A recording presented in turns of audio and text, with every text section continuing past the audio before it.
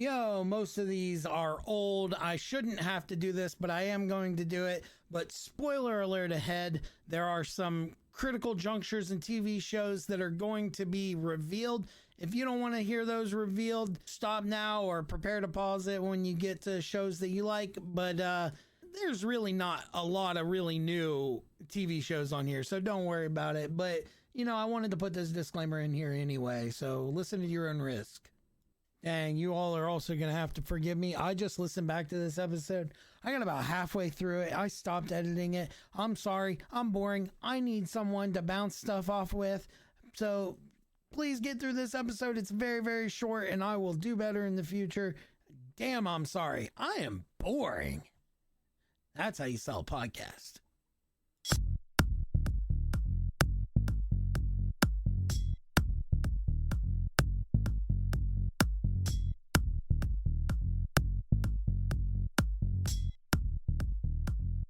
Welcome back to Dad & Company Podcast, episode 90.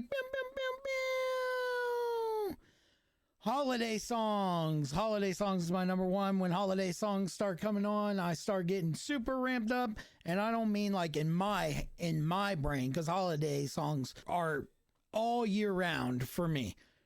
Christmas starts December 26th for me.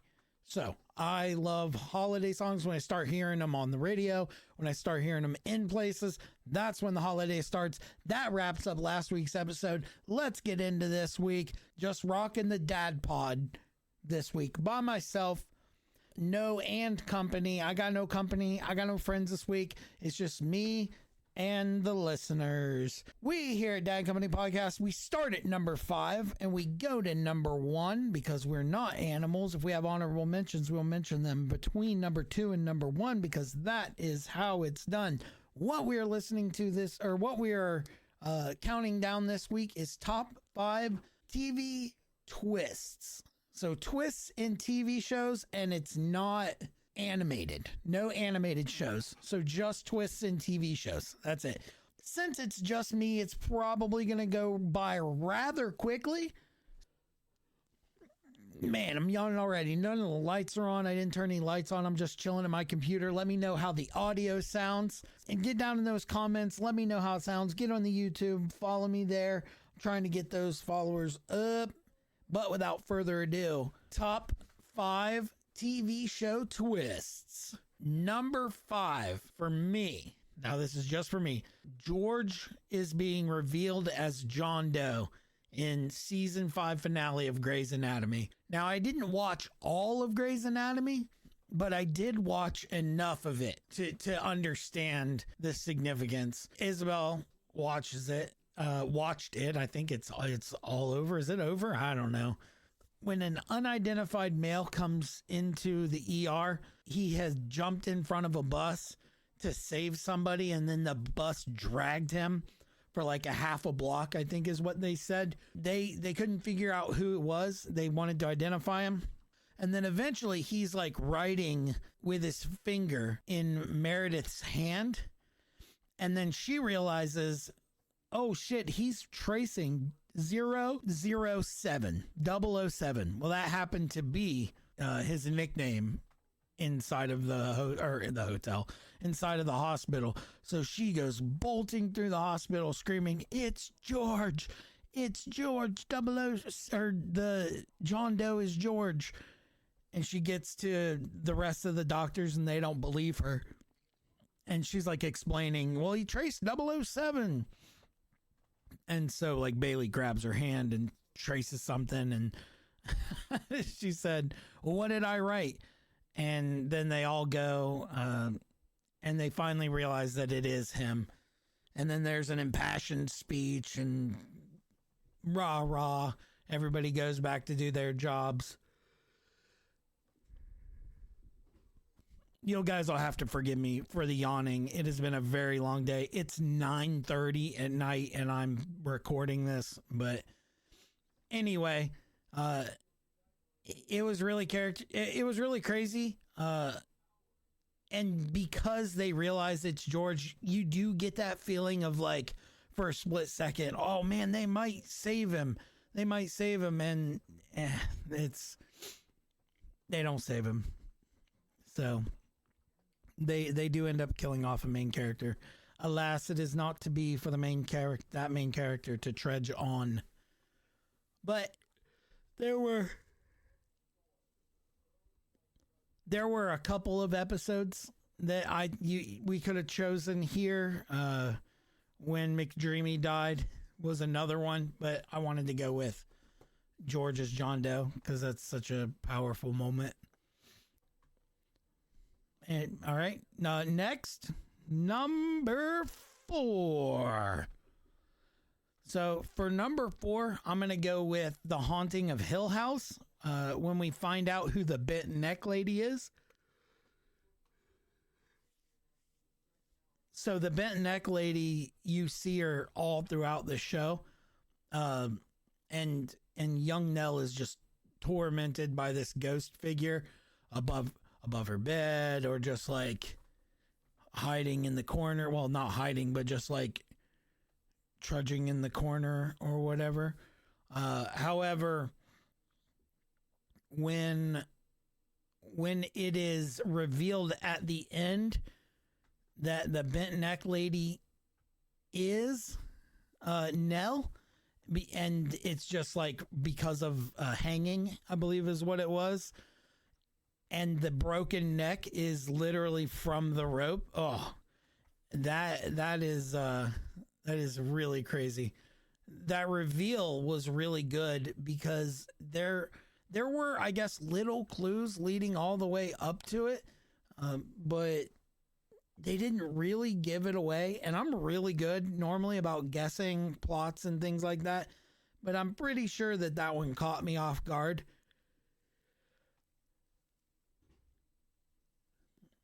And to have that torment like little Nell for literally like, I think it was like a decade or multiple decades, because I think she was a little girl when that started. And then just to go back to, okay, well, it's actually Nell as the bent neck lady was super creepy, but I really liked it. It was a good reveal. I don't know. Let me know how you all felt about it. I'm gonna have to do a lot of editing on this. Jeepers creepers.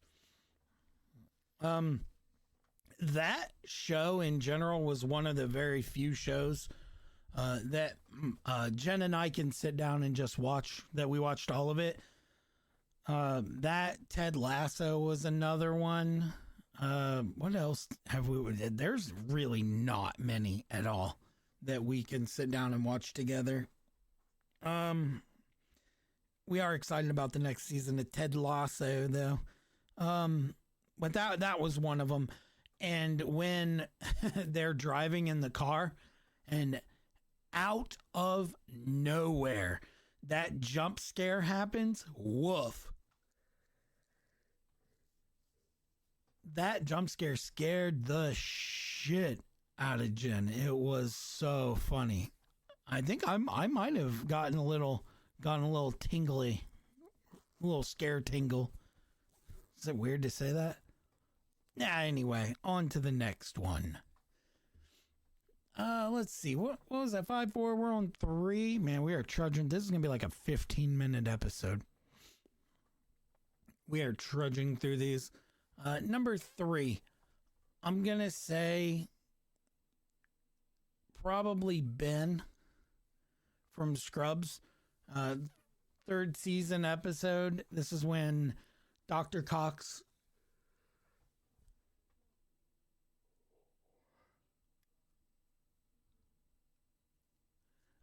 he's like out of the hospital, and one of his patients dies from cardiac arrest, and then Dr. Cox enters like this funk or this low, and throughout that episode, his brother-in-law is talking to him, and he's really upbeat. It's Brendan Fraser, by the way, and he's really upbeat, and he's really positive all the time.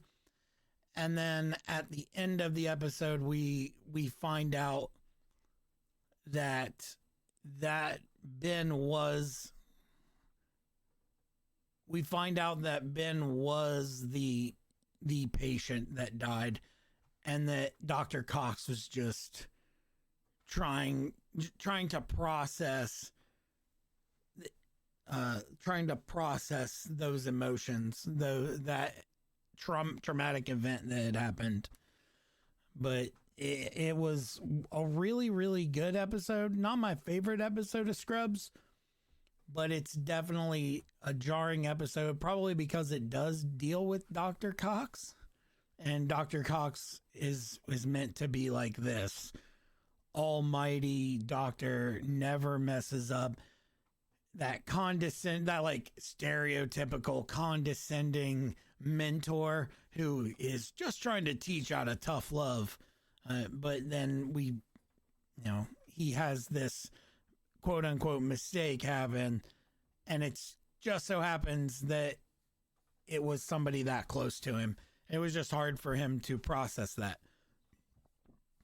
Really, really good. Really good. Maybe if I slow down. Time for an ad break. Do you suffer from being very hungry, long hours at work, not being available to eat? I would recommend grabbing a Sunbelt Bakery granola bar. Sunbelt Bakery granola bars come in many different flavors. My two favorite flavors are chocolate chip and oats and honey, the chewy variety. Sunbelt Bakery, they're better than any other snack on the world. Back to our regularly scheduled programming. Okay, we're not actually sponsored, chat, but man, Sunbelt Bakery, hit me up. Number two is definitely going to be Walter and Brock from Breaking Bad. This was at the very end of season 4.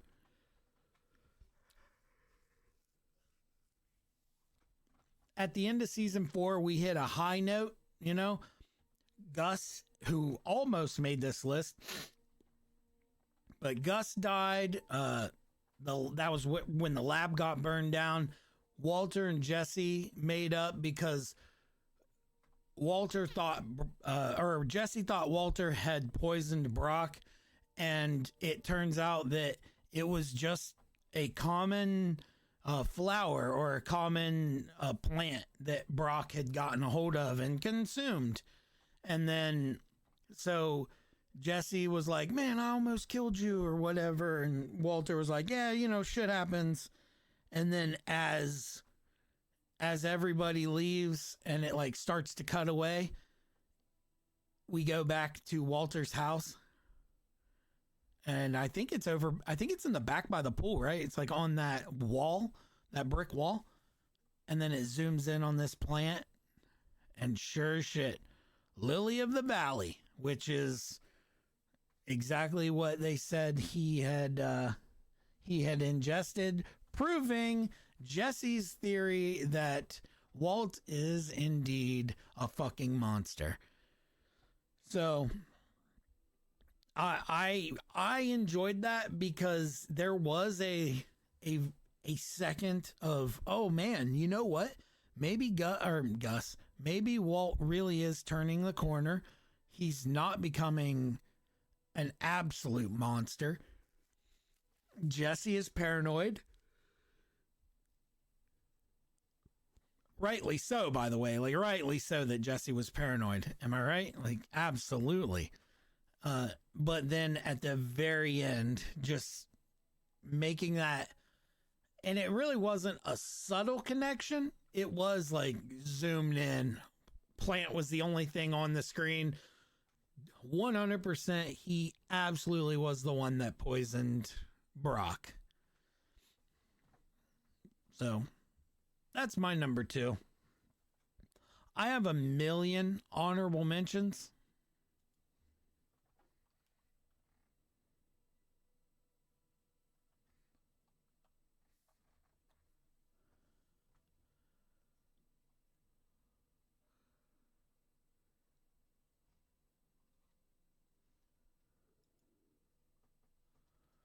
So my honorable mentions are like when we find out the good place is actually the bad place.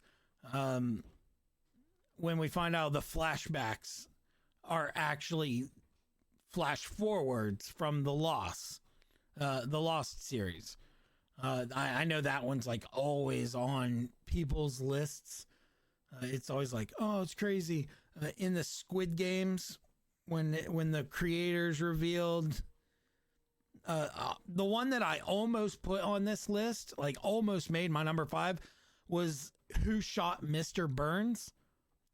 I always like that play off of Who Shot JR, but it ends up being Maggie that shot Mr. Burns. And like, how the hell is Maggie gonna shoot Mr. Burns? So that one was that one definitely was a plot twist, like 100% a plot twist. And then what's the other one? There's another big one. Oh, it wasn't my brain. I did not write it down. Anyway, y'all will tell me. Get down in the comments. Let me know what I missed before I give this big reveal. I mean, you guys got it. You'll let me know. I probably missed like, I don't know, 1 billion things or so. Not Breaking Bad, Better Call Saul. When Jimmy is not Jimmy, what's his name? Is that his McGill? The other McGill. When he gets shot, I wasn't surprised that he died. I was surprised at the abruptness, I think is how I would categorize it. Just so abrupt. Just dude walks in frame, boom, gone. Get him out of here. And that was bananas. So that one was on there. There are some other ones. I know there are a lot of ones that I didn't say, but I don't watch a lot. There are a lot of shows that I didn't watch. Like I didn't watch Game of Thrones. I know that The Wedding, is it? Some wedding? Black Wedding or whatever. The Black Wedding was a big one. I don't know. House of Cards was another big one. I actually did watch House of Cards for a couple seasons, and then I stopped watching it. But when Frank like throws Zoe in front of the train, that one was pretty crazy. Yeah, that one caught me off guard. Anything where I was like, oh, that was jarring and abrupt, I considered. But I mean, you could sit here, and this is, I know I mentioned it before, but again, this is not animated. I know what my number 1 for animated would be, but I'm not going to say it because I might do it in the future, or I've done it in the past. I don't know. At this point, we're at 90 episodes. So, no further ado, I bring to you my number 1. Drum roll.